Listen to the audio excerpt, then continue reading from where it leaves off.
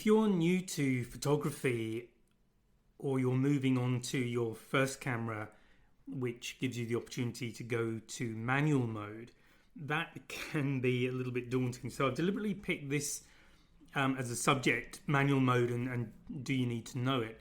I'm also looking at it slightly from the perspective of a wildlife photographer, but really manual and how you use manual, I think, is reasonably universal. I'm sure someone will disagree with me, except for certain circumstances. So I'll talk about those. So first of all, manual, do you need to know it?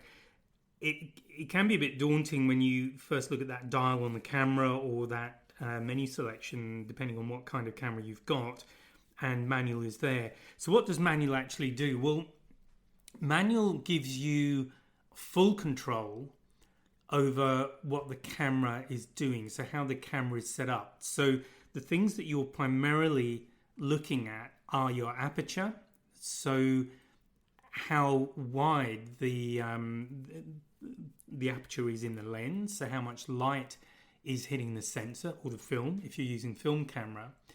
And what that affects is obviously the brightness of the image. It will have an influence on your shutter speed, and it also controls your depth of field. And depth of field is probably the most important thing, and certainly from the perspective of creating visually impactful results, photographs. I think depth of field is one of the strongest factors in what makes an image good or bad. It certainly will draw the viewer's eye to whatever is in focus in that image, which hopefully is the thing you were aiming at. It isn't always. So that's aperture though. And in manual mode, you absolutely have full control over aperture. The other factor is shutter speed, which I've already mentioned. So again, how big the aperture is will determine how fast the camera can shoot, and the amount of light going in obviously is the other part of that particular equation. And is that important to you? So this I would rank as probably less important than depth of field from a creative perspective, because even if you get the shutter speed wrong, you can still get a very creative image and a very impactful image, even if things are slightly blurred, which tends to be what happens when you get the shutter speed wrong. I guess the other thing is if you get it too fast. And here I'm thinking of when I used to photograph aircraft and propeller-driven aircraft and helicopters and things like that. To me, a bad photograph of those aircraft is when that propeller or that rotor blade is completely frozen, so there's absolutely no movement in it at all, and that's using a very fast shutter speed excuse me, in the thousandth of a second. To me, to make that image more impactful, you need some movement, and this would perhaps apply to racing cars. So I've photographed Formula One as well, and the thing that really worked for me was using a slowish shutter speed focused on the vehicle, the bodywork of the car, and panning as I shoot so that the background is blurred, and even the wheels you can see are blurred. The lettering on the tyres is blurred if they're obvious, and that I think gives a very impactful image. So you're only going to do that with a shutter speed in the hundreds. So with the hundreds, so I used to shoot 1/125th to get that effect. That was my kind of go-to shutter speed. But if you're in the hundreds, you'll freeze certain things, but you do retain movement depending on how fast your subject is going. So that's shutter speed, so that you again have full control over. And then the other thing that you will have full control over is the ISO, or your sensitivity. So that controls obviously how quickly the sensor is going to respond to the light and how much light is going to reach the final image. So if you have a dark image, you probably, not always, but let's say in a given set of circumstances, to make an image darker, just reduce the ISO, and it will get darker. To make it brighter, increase the ISO. So a lower ISO number might be 25, a high ISO number might be 3200. So that's the kind of thing with those numbers. So this, if you're not used to this, this might be sounding a bit techie and a bit kind of a bit of a lot of gobbledygook, really. And this is kind of why I don't use manual very much. It's not that I don't understand it, and I think it's actually very good. Manual gives you maximum creative control over what you're shooting. The question comes down to, first of all, do you need that level of creative control? So is it needed? And secondly, is it even desirable? And the reason I'm asking that question is it depends on what you're shooting and what the circumstances are. So if you are shooting a still life, let's say a bowl of fruit, in a studio where you have full control over the lighting and everything else, then yeah, manual is absolutely fine, because you can take a tape measure and measure the distance from the focal point on the object you're shooting that you want to have in sharp focus, take it back to that little mark on the body of the camera that shows you where the film would reside, the film plane, or where the sensor is, and then you've got an exact distance. You set that up on your lens with your manual focus. Let's not even go to manual focus and autofocus, although they're a function of the lens rather than the camera. And the manual that I'm talking about is the function of the camera itself. Excuse me. And then you can shoot away. You can experiment with your aperture. Are you getting the right depth of field? What is the light looking like? You can vary the shutter speed, although the shutter speed can be whatever you want. In that circumstance, shutter speed is probably more controlling the light than it is any movement, because there's no movement at all. So you can pick whatever shutter speed supports the exposure, really. With ISO, generally the general rule of thumb is to shoot with the lowest ISO you can get away with. And the reason for that is that as you increase the ISO number, as you make the image brighter, you start getting more what they call noise, but you can begin to see the pixels that make up the photograph. They become more obvious, particularly where you have an area of the image that is one color. So if you're shooting sky, for example, it will start showing noise or the pixels sooner than other parts of the photograph. Now, there's a little bit more to it than that, but as a general rule, that's good enough. And for the purpose of this podcast, that's probably all you need to know. So that's manual mode, and yet it's fantastic because you can completely control everything. How much blurriness you've got in the image, how sharp it is. If you want something that's very granular looking, you can do that as well in manual mode.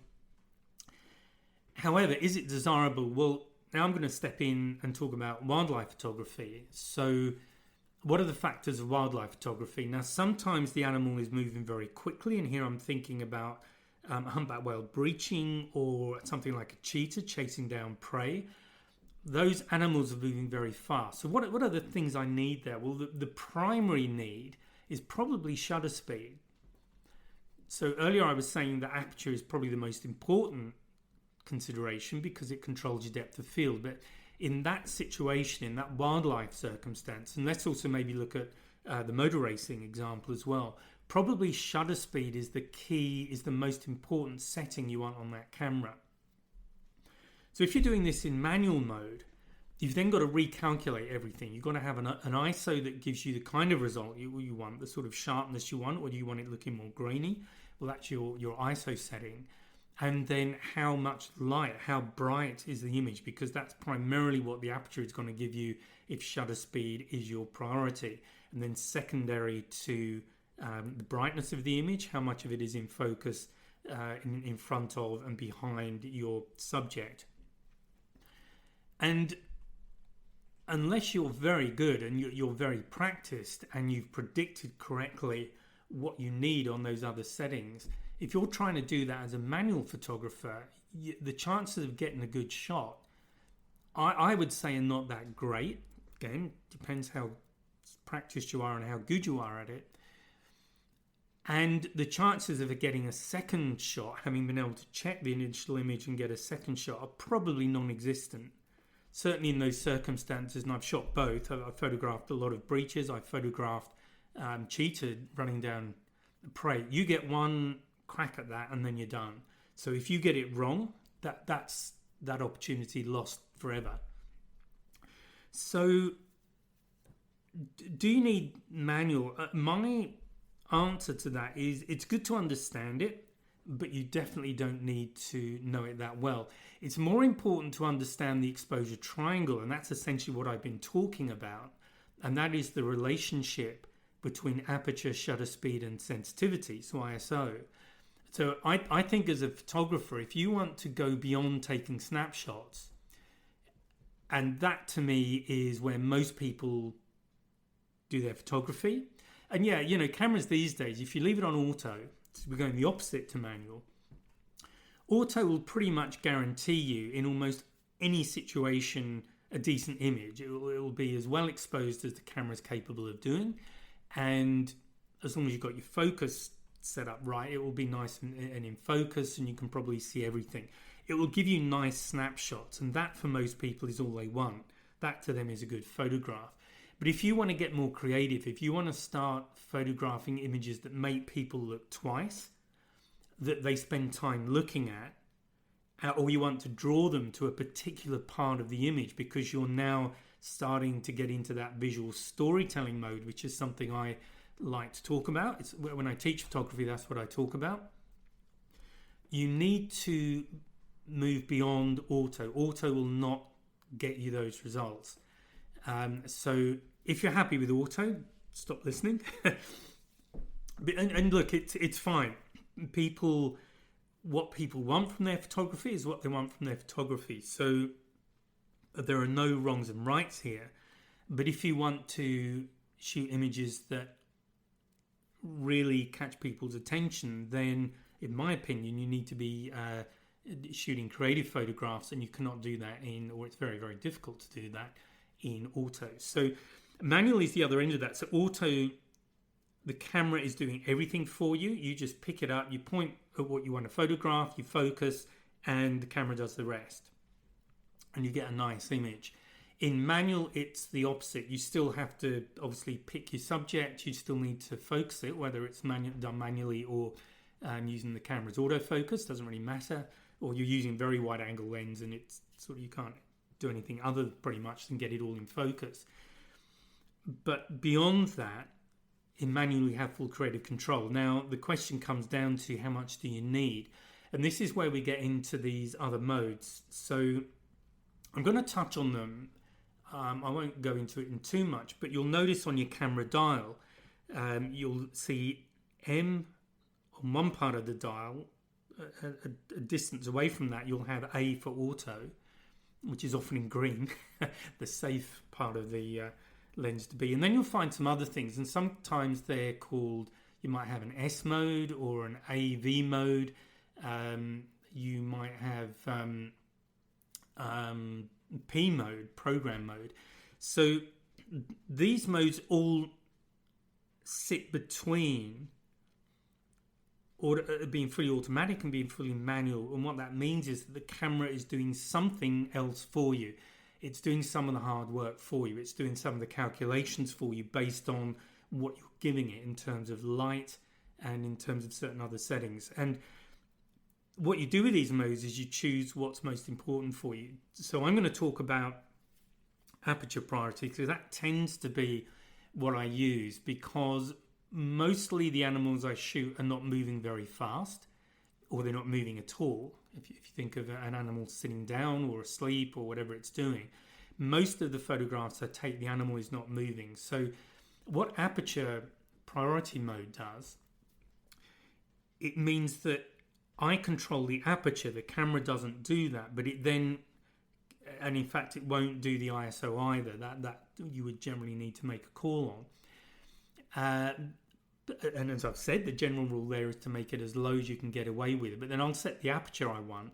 And what I'm interested in is the depth of field, because what I'll do when I'm shooting an animal, if it's sitting stationary, or even if I'm doing a portrait of somebody, again, they're generally stationary, I'll focus on their eyes. So I'm not talking about sports photography necessarily where people are moving or the balls are moving, all of that. That's another another thing. But I'll focus on an eye or both eyes if I can get the same distance from the camera, or I'll pick the eye closest to me as a general rule and focus on that.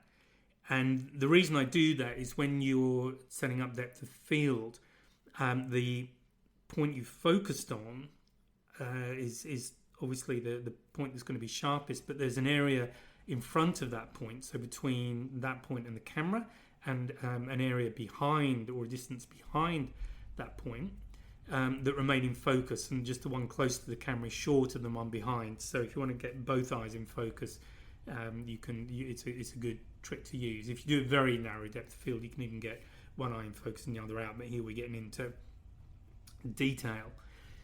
So with aperture priority, what I've done is I've sorted out my depth of field, so how much of the image is in focus and what part of the image is in focus, and I will go from there. And then I'll tend to use the shutter speed to compensate for the light, how much light there is, to make sure it's not overexposed or it's not underexposed.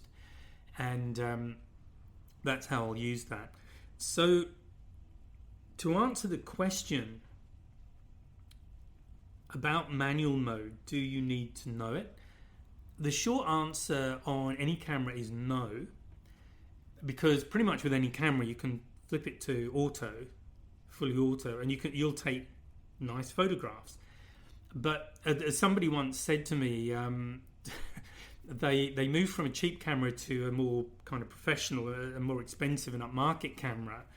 And he said that what he was expecting was the photographs would immediately get better, and they didn't. They were the same. So you've got to remember the most important part of the camera is that they used to call it the 12 inches behind the viewfinder. So it is you as a photographer, your understanding of the camera. So if you're going to invest money in a decent camera, and by decent I just mean that one that gives you some creative control, do spend a bit of time learning about the camera modes. And what I mean by that is modes are automatic, they're fully manual, and then whatever it's got in between. And just learn what they mean, because what you're likely to find is that the best mode for you, for the kind of photography you're doing, is likely to be something between fully automatic and fully manual. So, as I've said, fully auto, for me that's kind of amateurs.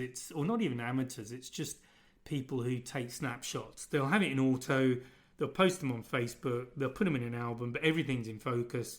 And they're just the kind of photographs that anyone can take, everyone will take, because there's no real knowledge needed to shoot them. And look, if people, as I've said, are pleased with that, they're pleased with that, and that's all good. However, if you do want to even consider yourself an amateur photographer, to me that means you need to have an understanding of your camera. You need to have an understanding of how to create good photographs, and you really need to know what is a good photograph for you. And so one of the places I like to start when I'm teaching photography is to get people to go through a process where we identify what a good photograph is for you. But I don't just mean it in a broad sense, in that, that's a nice photo. What we do is we break it down into specifics about what specifically makes that a good photograph. If there's a checklist you can have of what makes a good photograph, or what is that checklist for you? And then having identified that checklist, how do you then implement it in your day-to-day photography so that most of the 9 out of 10 photographs that you shoot conform to those rules? You're happy with the images you're getting. So that's the answer to manual mode. If that's interested you, if you'd like to know more, I've given you some information, but I've not given you other, because it becomes suddenly a photography lesson. So I do have online courses. You're very welcome to contact me to find out about them. They are on Memberville. They I don't think are on a current website right now. So they're definitely available, and you can check them out, see what they give you, but they'll give you a lot of information. So it goes through those courses, and there's one for smartphone photography, there's another one for DSLR mirrorless photography. And the reason they're different is exactly the answer to this question, because most smartphones are automatic. You can do some post-processing with them afterwards, but you don't have that control, or you don't have that level of manual control or control of the modes that you have on a DSLR mirrorless. So if that interests you, that course is there. So it will take you through the process of what is a good photograph for you, but I'll give you criteria that you can apply, and we'll actually look at specific photographs. That will be an activity for you to look at specific photographs and identify what makes that picture stand out for you, and then what you'll come up with is a checklist of things that you need to get photographs that are good for you, and then we'll start developing how do you apply those in practice.